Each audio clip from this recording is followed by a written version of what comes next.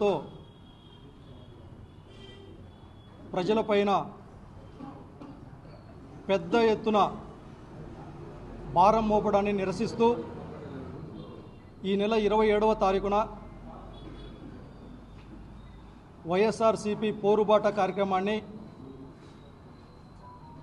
మా నాయకుడు జగన్మోహన్ రెడ్డి గారి నాయకత్వంలో రాష్ట్ర వ్యాప్తంగా అన్ని నియోజకవర్గాలలో నిరసన ర్యాలీలు చేపట్టడం జరుగుతూ ఉంది. అందులో భాగంగానే అనంతపురం జిల్లా వైఎస్ఆర్ కాంగ్రెస్ పార్టీ అధ్యక్షులు అనంత వెంకటరామరెడ్డి గారి ఆధ్వర్యంలో ఈ నెల 27వ తారీఖున ఉదయం 10 గంటలకి స్థానిక పాత ఊరు నందు బ్రహ్మం గారి గుడి నుంచి ర్యాలీ మొదలై పవర్ ఆఫీస్ వరకు వెళ్ళి అక్కడ అందుబాటులో ఉన్నటువంటి అధికారులకి వినతి పత్రాన్ని సమర్పించడం జరుగుతుంది. కాబట్టి ఈ యొక్క కార్యక్రమానికి ప్రతి ఒక్కరూ విచ్చేసి ప్రజల పక్షాన నిలబడి మద్దతు ఇవ్వాల్సిందిగా విజ్ఞప్తి చేస్తూ ఉన్నాం. ముఖ్యంగా మనమంతా ఒకసారి ఆలోచిస్తే గతం నుంచి కూడా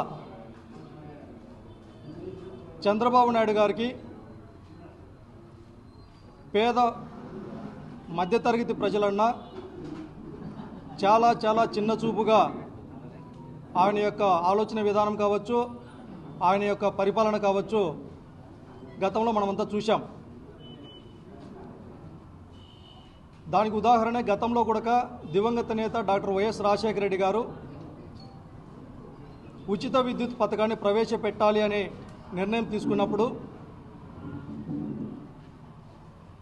ఆ పథకం అమలైతే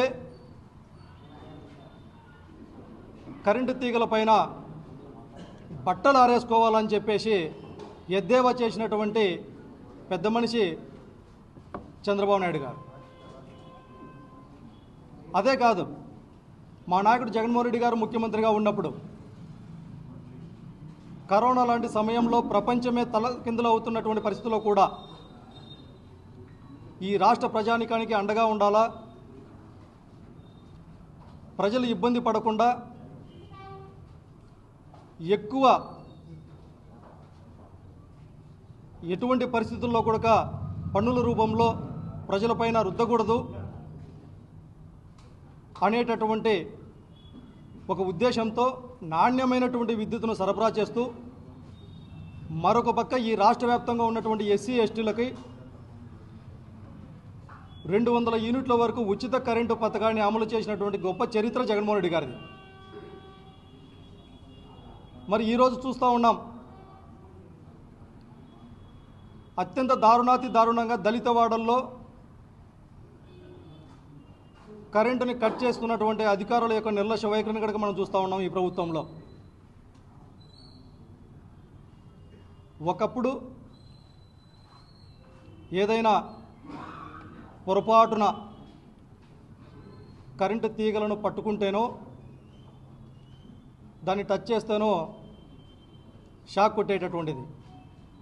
మరి ఇవాళ చూస్తూ ఉన్నాం కూటమి ప్రభుత్వంలో కరెంటు బిల్లులు పట్టుకుంటే షాక్ కొట్టి ప్రజలంతా అయోమయంలో తల్లకిందులు అయ్యేటటువంటి పరిస్థితులను మనం అలా చూస్తూ ఉన్నాం. కరెంటు బిల్లులు పట్టుకుంటేనే షాక్ కొడతా ఉంది. ఈ సందర్భంగా మేము అడుగుతూ ఉన్నాం, ఎన్నికలకు ముందు ఇదే చంద్రబాబు నాయుడు గారు ప్రతి ఊరూరా తిరిగాడు.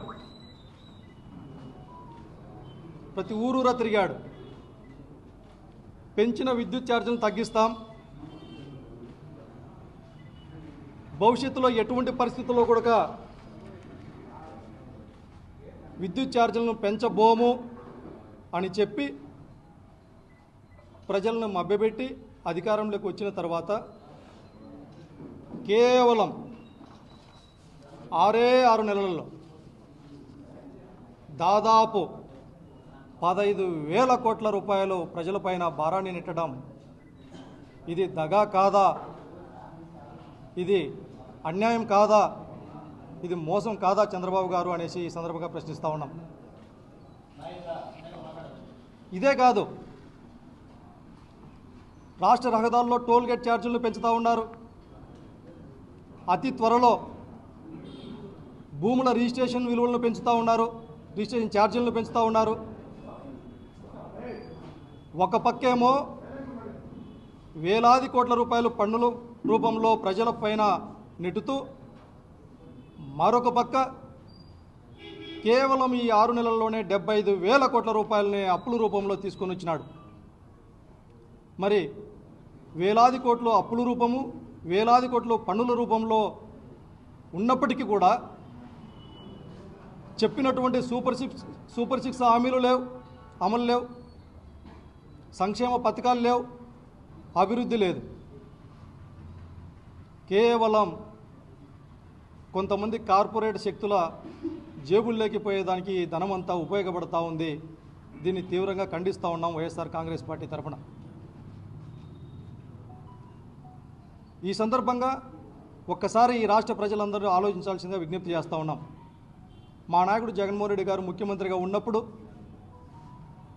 గ్రామ స్వరాజ్యాన్ని తీసుకొని వచ్చి ప్రజల యొక్క జీవన ప్రమాణాలను పెంపొందించేదానికి అడుగులు ముందుకేసి సచివాలయాలు, ఆర్బీకే సెంటర్లు, విలేజ్ క్లినిక్లు ఈ భారతదేశ రాజకీయ చరిత్రలో ఎక్కడ లేనటువంటి విధంగా ప్రజలకు ఉపయోగపడినటువంటి చరిత్ర జగన్మోహన్ రెడ్డి గారిది అయితే, ఈరోజు అదే ప్రజల యొక్క జీవన విధానాన్ని ఇబ్బందులకు తలకిందులకు గురి చేసేటట్టు విధంగా కూటమి ప్రభుత్వం యొక్క చర్యలు ఉంటూ ఉన్నాయి. అందుకే ఈ సందర్భంగా అడుగుతూ ఉన్నాం, గతంలో రాజకీయం అంటే ఏదో ఎన్నికలు వచ్చినప్పుడు మాత్రమే ప్రజల దగ్గరికి వెళ్ళాలా, అప్పుడు మాత్రమే ఓట్లు అడిగేదానికి మాత్రమే ప్రజల అవసరం అన్నింటిలో ఉన్నటువంటి రాజకీయాన్ని వైఎస్ఆర్ కాంగ్రెస్ పార్టీ అటువంటి విధానాలను అన్నింటినీ తప్పుపడుతూ రాజకీయ చరిత్రనే తిరగరాసే విధంగా వైఎస్ఆర్ కాంగ్రెస్ పార్టీ ప్రస్థానం మొదలైనప్పటి నుంచి కూడా ఈ 15 సంవత్సరాలుగా మా నాయకుడు జగన్మోహన్ రెడ్డి గారు ప్రతిపక్షంలో ఉన్నా అధికార పక్షంలో ఉన్నా ప్రజల వెంటబడి నడిచినటువంటి చరిత్ర జగన్మోహన్ రెడ్డి గారిది. ప్రతిపక్షంలో ఉన్నప్పుడు ప్రజా సమస్యల పట్ల ప్రభుత్వం దృష్టికి తీసుకుని వెళ్ళే విధంగా ప్రజలకు అండగా నిలిచినటువంటి వైనాన్ని గతంలో మనం చూశాం.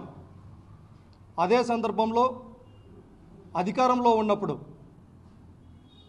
ఈ భారతదేశ రాజకీయ చరిత్రలో ఎక్కడా లేనటువంటి విధంగా, ఎప్పుడూ లేనటువంటి విధంగా ప్రజల గుమ్మం దగ్గరికే గడప గడప అనేటటువంటి కార్యక్రమాన్ని మొదలుపెట్టి అధికారులని, నాయకులను ప్రజల ఇళ్ల వద్దకే పంపించి ప్రజల సమస్యల్లో పరిష్కారంలో ఏ విధంగా వైఎస్ఆర్ కాంగ్రెస్ పార్టీ ముందుండిందో గత 5 సంవత్సరాల జగన్మోహన్ రెడ్డి గారి పరిపాలనలో మనం చూశాం. అందుకే ఈరోజు రాష్ట్ర ప్రజలకు విజ్ఞప్తి చేస్తూ ఉన్నాం, ఎన్నికలతో సంబంధం లేకుండా ఇప్పుడు చేసేటటువంటి ప్రతి కార్యక్రమం కూడా ప్రజల గొంతుక ప్రభుత్వానికి వినిపించేందుకు చేసేటటువంటి కార్యక్రమాలు కాబట్టి ఇదే విధంగా వేల కోట్ల రూపాయలు ప్రజలపైన భారం మోపితే చిన్న చిన్న కూలి పనులు చేసుకునేటటువంటి వ్యక్తులు మొదలుకొని చిన్న చిన్న వ్యాపారస్తులు, మధ్యతరగతి కుటుంబీకులైతేనేమి, పారిశ్రామిక పెద్దలైతేనేమి ప్రతి ఒక్కరూ అన్ని వర్గాల వాళ్ళు పెద్ద ఎత్తున ఇబ్బందులు పడి తద్వారా ఈ రాష్ట్రం యొక్క ప్రజల యొక్క పరిస్థితి దుర్భరంగా తయారయ్యేటటువంటి పరిస్థితులు ఉన్నాయి. నిత్యావసర వస్తువుల విలువలు పెరుగుతాయి.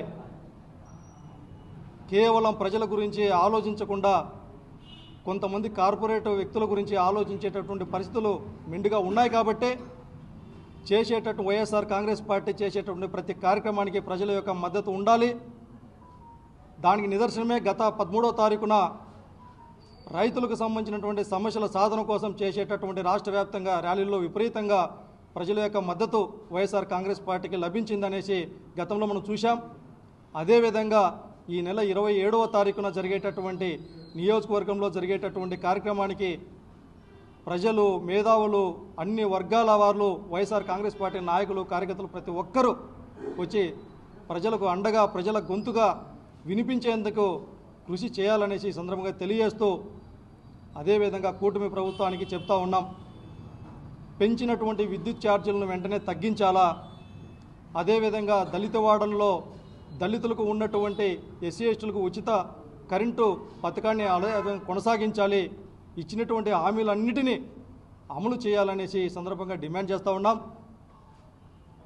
దీనికి అనుకూలంగానే నిర్ణయాలైనా తీసుకోకపోతే భవిష్యత్తులో వైఎస్ఆర్ కాంగ్రెస్ పార్టీ తరఫున పెద్ద ఎత్తున జగన్మోహన్ రెడ్డి గారి నాయకత్వంలో ఉద్యమ కార్యాచరణ మరింత ఎక్కువగా చేసేటటువంటి అవకాశాలు ఉంటాయనేసి ఈ సందర్భంగా మీడియా సందర్భంగా తెలియజేస్తూ ఉన్నాం.